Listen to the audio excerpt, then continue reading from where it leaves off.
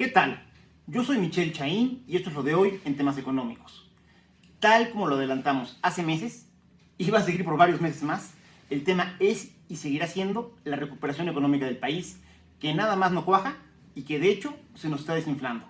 El INEGI publicó el IGAE, que como lo hemos comentado, es una especie de Producto Interno Bruto adelantado, una metodología mucho más ágil, mucho más oportuna, pero no tan robusta metodológicamente como el PIB.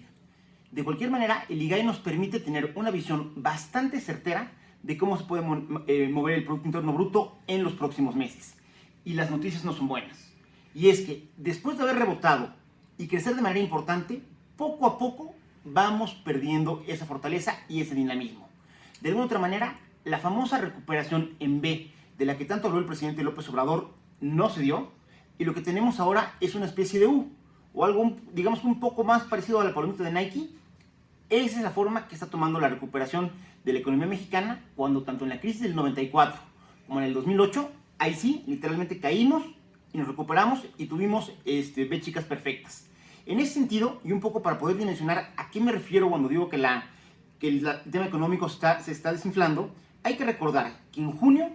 que fue en el momento que rebotó la economía, el IGAE pasó de mayo a junio, pegó en el piso, y tuvo un crecimiento del 8.8% respecto al mes anterior. Para julio, el crecimiento fue del 5.7%, para agosto fue del 1%, y para septiembre, que es con lo que cerramos el tercer trimestre del año, el crecimiento fue de apenas el 1%. De tal manera que el IGAE se queda 7% por debajo de lo que hizo su comportamiento en 2019. Es decir, estamos 7% por debajo de lo que dijera lo que se registró el año pasado. De tal manera que las predicciones o las proyecciones que está haciendo Banco de México de que vamos a quedarnos en una caída por ahí del 8-9%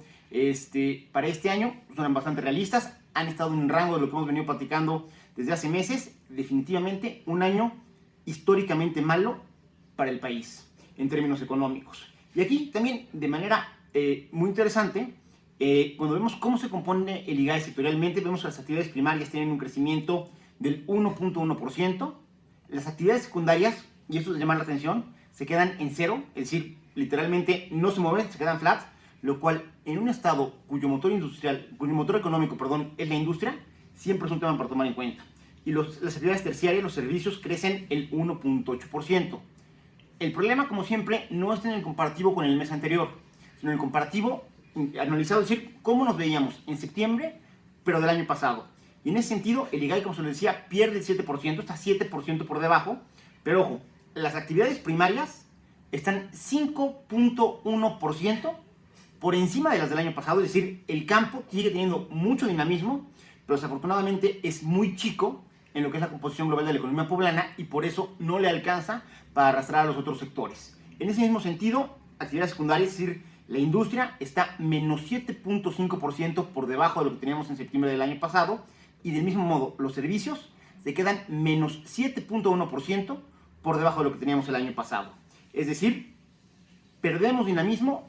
y poco a poco, esto que nos habíamos visto de manera tan optimista, después de tocar el fondo y rebotar, poco a poco nos estamos quedando sin combustible.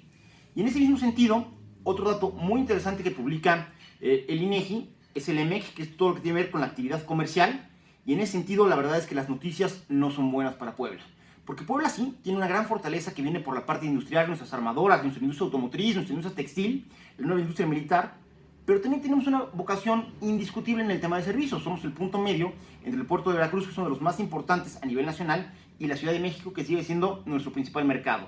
En ese sentido, preocupa que comparando septiembre de este año contra septiembre del año pasado, los estados que tuvieron el peor desempeño en términos de comercio hayan sido Querétaro con menos 22.8, Campeche con menos 13.7, Baja California Sur con 12.6, Veracruz con menos 11.1, la Ciudad de México con menos 10.3, y en el caso del menudeo, es decir, ya no los grandes compradores, sino ya el contacto directo con el consumidor, ahí las de peor desempeño fueron Querétaro,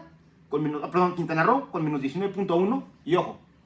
segundo lugar, Puebla con menos 12.7, y estamos hablando septiembre contra septiembre, es decir, ya habíamos regularizado la actividad económica en la entidad. Y después de nosotros siguen Hidalgo con menos 10.1, Yucatán con menos 8.6 y Baja California Sur con menos 8.3. Y ya para terminar, he escuchado a mucha gente muy optimista pensando que, y diciéndome, ya Michelle, que se acabe este año, que se acabe el 2020 y en el 2021 vas a ver cómo es distinto. A ver, con calma. El hecho de que cambiemos la hoja del calendario no va a cambiar absolutamente nada si no solucionamos los problemas que venimos arrastrando, de hecho, desde 2019. El principal, y lo hemos comentado, es el tema de la confianza que está perdida en el país, por la cual no llegan las inversiones y no se generan nuevos empleos. En ese sentido, Banco de México da a conocer sus nuevas proyecciones, insisto, las de este año ya muy acotadas, nos vamos a quedar en una caída entre el menos 8 y entre el menos 9%, pero lo que llama la atención es que para el próximo año tiene un rango que va del 0.5% al 5.7%. Es decir, se está dando 5 puntos porcentuales de rango en cómo cree que puede ser el desempeño del próximo año. Es decir, es un año donde cualquier cosa puede pasar, donde seguimos muy amarrados a lo que pueda pasar con el COVID-19, con la pandemia y con la vacuna, el tratamiento que tendría que ser fundamental, y desde luego ver si la economía mexicana y los mexicanos somos capaces de solucionar esta crisis de confianza, que es la que tiene congelada a la inversión en el país, o vamos a seguir pecando de lo mismo y sufriendo exactamente de lo mismo, que es una insuficiente capacidad de la economía para generar los empleos que tanto ustedes como nosotros necesitamos. Yo soy Michelle Chaín y esto es lo de hoy.